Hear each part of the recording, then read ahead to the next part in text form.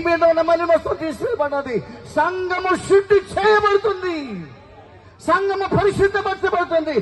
పరిశుద్ధ సంఘము ద్వారా నీతిమంతుల ప్రార్థన మనపూర్వకమై ఎంత బలమైనదిగా ఉంటుందో అది ఈ రోజు మనం చూడబోతున్నాము.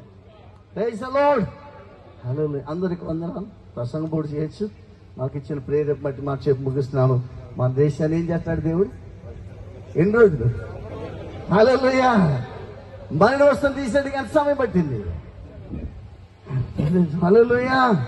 తన సమయం పట్ల ఆయన తలంచుకుంటే అంత ఫిర్యాదులన్నీ ఆగిపోతాయి. ఇక మీద ఏ సేవకుడు ఎలాంటి కంప్లైంట్ చేసుకోకండి. దేవుని స్తోత్రం. ఆమేన్.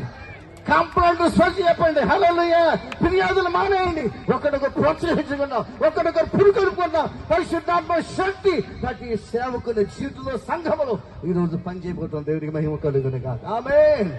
హల్లెలూయా. ఇది ప్రసంగ వేదిక కాదు, ప్రార్థన వేదిక. దేవుడి కొద్ది మాట ఇచ్చింది.